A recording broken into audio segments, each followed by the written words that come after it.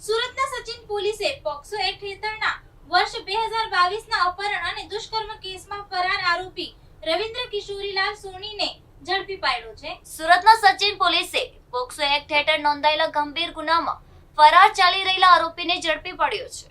પોલીસે આરોપી રવિન્દ્ર કિશોરીલાલ સોનીને વર્ષ 2022માં નોંધાયેલા અપહરણ અને દુષ્કર્મના કેસમાં ઝડપી પાડ્યો છે. લાંબા સમયથી ફરાર રહેલા આરોપીની શોધખોળ માટે પોલીસ દ્વારા સતત પ્રયાસો કરવામાં આવી રહ્યા હતા. તે દરમિયાન પોલીસને આરોપી અંગે મહત્વની માહિતી મળતા તેની શોધખોળ તેજ કરવામાં આવી હતી. ટેકનિકલ માહિતી અને બાતમીના આધારે પોલીસે આરોપી સુધી પહોંચવામાં સફળતા મેળવી હતી.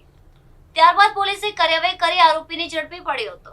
આરોપીની ધરપકડ બાદ તેને કાયદેસરની કાર્યવાહી માટે પોલીસ મથકે લાવવામાં આવ્યો હતો. પોલીસે આરોપીની વધુ પૂછપરછ શરૂ કરી છે અને વર્ષ 2022ના ગુના અંગે જરૂરી વિગતો એકત્રિત કરવામાં આવી રહી છે.